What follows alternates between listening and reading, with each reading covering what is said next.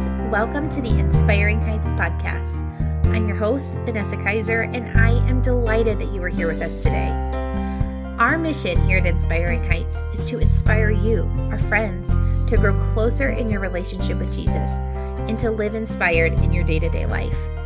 We talk about all things faith, rhythmic living, and homemaking. Listen, we know you have a zillion podcasts that you could listen to, and we are honored that you chose to sit here with us today. With that, let's get right to it.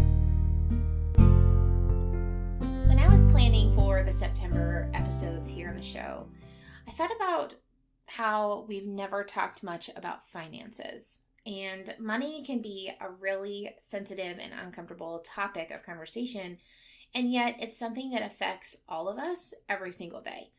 And so I thought as we move through the month of September, it would be really fun to do a two-part series on finances. I want to talk about financial freedom. I want to talk about our relationship, my husband and I's relationship with money, and what our journey has looked like. And I also just want to dive into the nitty-gritty of setting and following a budget and what that can look like. And I thought it would be really, really fun to have Ben on the show for these next two episodes because really our financial freedom journey started when we got married. And I also think that sometimes, especially in marriage, how money is spent in finances can be a topic of contention. I want to talk about what it's been like for us to work through those conversations and do our best to create healthy boundaries and rhythms around finances. Before we dive in, I just want to go on record saying Ben and I are not financial experts and we do not hold ourselves up as such. And also, we are not people who have got it all right, done it all right, have it all right now. We just feel really passionate about living in financial freedom and what that has meant for us, that we just want to share our story in hopes that it will encourage and inspire you wherever you are in your financial journey, whether you are living in financial freedom or whether you are just longing for that. We hope that this conversation is helpful and inspiring for you. So with that, honey, thanks so much for being on the show. Welcome. It's about time, right? I guess so. So in the first part of this series, we're going to talk a bit about our financial journey and what financial freedom means and looks like for us. Let's start with what your relationship with money was like when you were a kid. Yeah, so when I was a kid, I got paid an allowance that was for the chores that I did. And it was expected that from my parents, a certain portion went to tithe to the church, a certain portion went to my college savings fund, and then the other portion was free for me to do whatever I wanted with it. And then I got gifts for Christmas, birthday. As a kid, I was a huge saver. I was probably the richest of my friends. Were you saving for like special things or? Not particularly. I was saving mostly because like I wanted things. I remember later, like I wanted Lego sets and those were expensive even back then. I always, when I would buy them, like found myself like I would limit myself to like 20 or 30 bucks at a time. Yeah, that's funny. I still cringe every time I go to the store and spend over $100 at one time. Feels like a lot. Yeah. I think my relationship with money growing up was somewhat a little bit similar. We didn't have allowances, but we like raised bum lambs, bum calves, and when we would sell them in the fall, that money went into a savings account for me, it was a new car when I graduated from high school. And it was like almost all of it went in. I wasn't really allowed to keep very much out. And I remember feeling really frustrated about that at the time. But when I turned 18 and I was leaving and needed a new car, I was really thankful that all that money was there. As you got older and got out of college and you were managing your own finances, how did your relationship with money change? I think it was a slow change. So when I got my first job, I was still living at home. I was doing freshman year of college at the community college, and I racked up almost everything I had went into savings there. So I racked up a pretty decent goose egg, yeah. And then when I moved to go to the 4-year college, I didn't work, but I had that, and I had essentially a housing stipend from my parents. So that managed that. I had a pretty big car bill that I had to pay for, but other than that, like, I didn't really spend much out of that money. But then when I graduated and got my first job, like a real job, quote unquote, like, I had all of this money coming in. I wanted to live in a nice place. I probably lived in a place that I couldn't actually afford, and I found myself spending a lot. Like, my bank accounts, like, I never went into debt. I had credit cards, but paid them off every month, but I didn't save like I could have.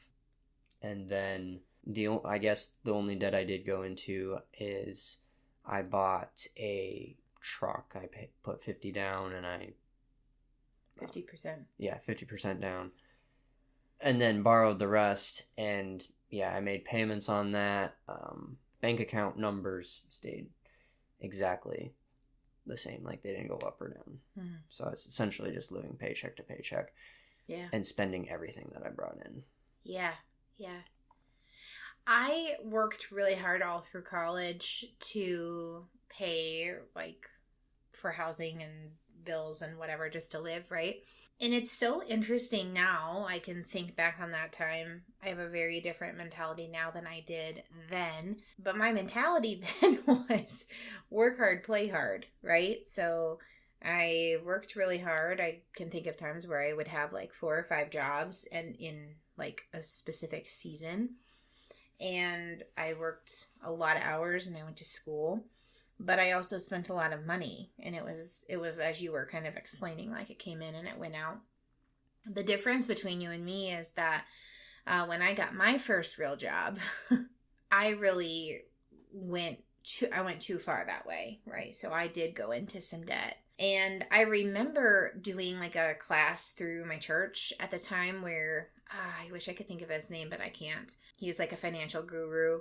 And he came in and did a presentation at the church, and we talked about money. And I remember at that point, I paid off my credit cards and was so like pumped about that. I worked really hard and did that. But then like went through I moved to Idaho, and I moved back, and I went through this season where like I was just spending a lot of money again, and racked credit card debt back up. So then you and I came into marriage, and you didn't have debt, but I did. And it's so crazy now thinking back over like what it was like to live paycheck to paycheck versus when we got married and we put a budget in place where that's not what we were doing. And I want to be really clear with our listeners that it wasn't because we had an overabundance of money. It was how we were allocating our money each month. So there was a really dramatic shift in thinking for me between, I remember, okay, so before we got married, this is how I would think about it. I'd be like, okay, I get paid this much money this week. And then in 2 weeks, I'm going to get this much money. And in 2 weeks, when I have to pay rent, I'm going to need that much from that paycheck. And so I'd be like, oh, this is the first paycheck of the month. I can spend all this money. And then next time I'll not have as much money for 2 weeks to spend because I have to pay rent. And when we got married and we put our budget in place, and every paycheck that comes in, a portion of it goes to pay rent, instead of, doing everything all at once. Now all of a sudden you have a really accurate picture of how much money you actually have to spend throughout the month, and not just like blowing everything in one paycheck and having like feast or famine, basically, is how I was living. Creating a budget helped us to it stopped that cycle of feast or famine living. Yeah. And created steadiness. Now, you really like Dave Ramsey. Yes. Yeah. I like Dave Ramsey too. Dave Ramsey, if you're listening, we like you. I felt like Dave Ramsey's approach was a little bit intense. The whole like beans and rice scenario, like eat beans and rice until you're out of debt. And I was like, listen, your girl can only make beans and rice so many ways. Okay. For me, it was more though about like not compromising opportunity to like go see family or go see friends or like do the things that we wanted to do, right? So we definitely had to be wise. There were things that we couldn't do as we were working to get out of debt. But unlike the full Dave Ramsey plan and approach, I was a little bit more waxed. Yeah. What do you like about Dave Ramsey? What do I like? Yeah. I think just the fact that like he on a show, like he multiple times, like he's talked about like how like, well, anyone in America can be a millionaire. Like he says the largest study of millionaires in America, and like it's common everyday people. But also like his motto is live like no one else now so that you can give like no one else later. Mm-hmm. Let's talk about, so we've kind of talked a lot about our story, but let's just zoom out a little bit and talk about financial freedom as a whole. What is financial freedom? Let's start there.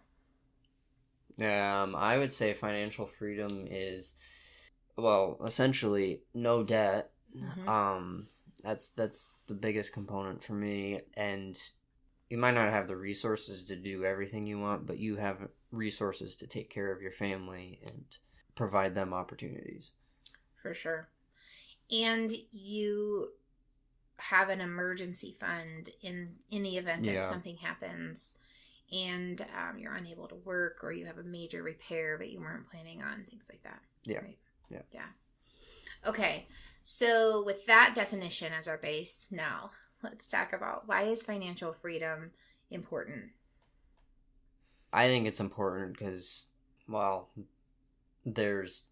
when you're in debt, there's like just a cloud hanging over you all the time. Like I have this bill to pay, or I have this bill to pay, or I have my car payment, or where am I going to find money for food, and particularly dire consequences. And then just our culture always complains like we don't make enough, and that's not true in most cases. Mm-hmm.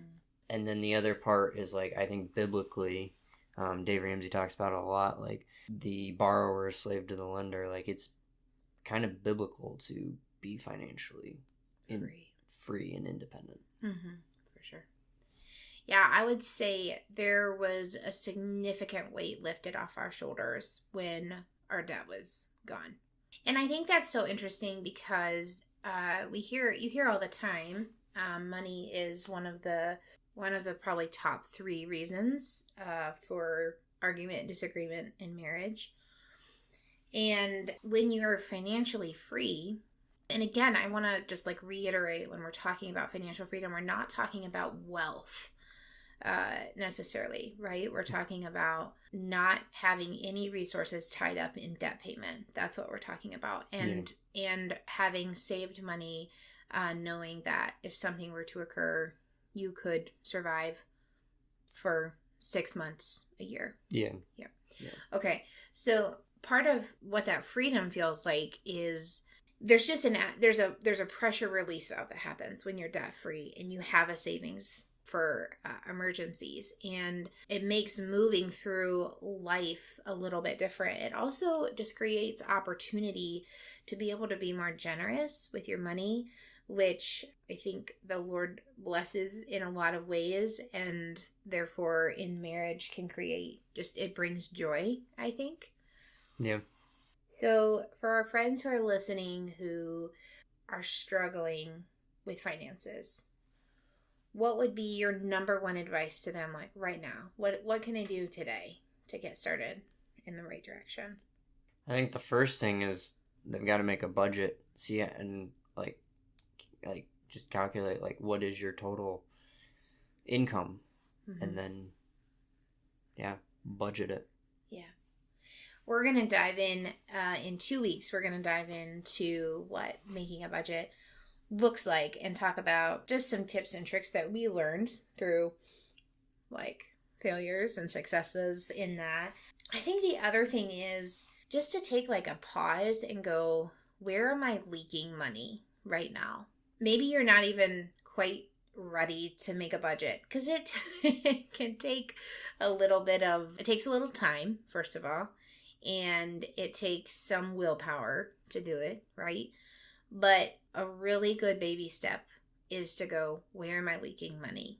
So for some people, that is the spending that they do on their own fun stuff. For some people, it's eating out, spending money, just fun money on stuff that you want. It can be just shopping in general, right? Like you don't need anything, but you go to Target and you drop $150 on like stuff from, Magnolia Homes because it's beautiful and awesome, but that wasn't something that you needed, right?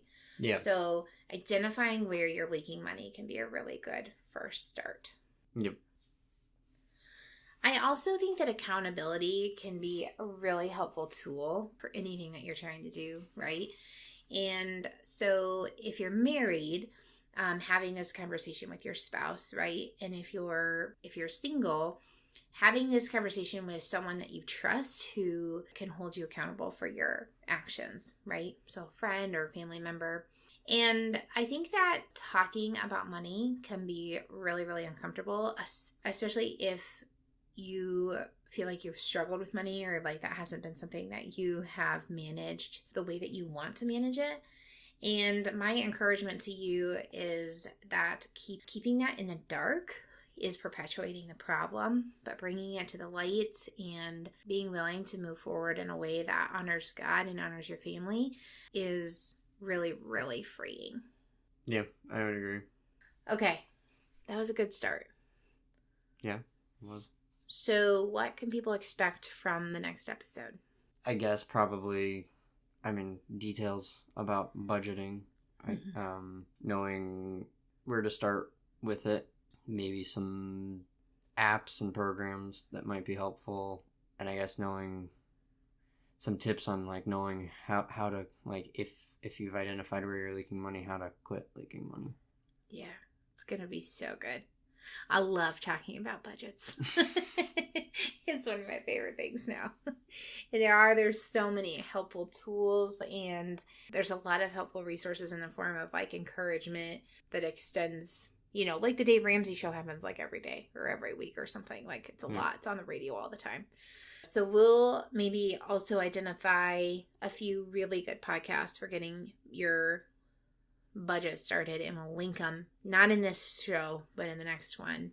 Commit to giving you a full plethora of resources to help you get started. Yep. Awesome. Hey, before we go, since I always ask, what's been inspiring you lately? I guess just since it's been really stressful at work, like just doing simple chores around the house is kind of a weird stress relief. And then doing other things like I helped can peaches today. So fun, relaxing. Yes. They say if you work with your brain, you should rest with your hands. Yep. Right? Yep. Awesome. Okay. Thanks for being on the show. Yep. Friends, thank you so much for listening in today. Don't forget to subscribe to the podcast so you never miss an episode. If you're so inclined, we would love for you to leave a review of the show wherever you listen to podcasts. This helps potential new listeners to get a feel for the show before they even hit play. You can find us on Facebook and Instagram at Inspiring Heights. If you haven't already, you can sign up for our newsletter, Inspiration from the Moment, by visiting our website, inspiringheights.org, and hovering over the Contact Us link. If you have friends that aren't yet subscribers, please share the podcast with them if you think it's something that would be helpful and inspiring to them. Okay, friends, until next time, take a deep breath and be inspired where your feet are. Bye for now.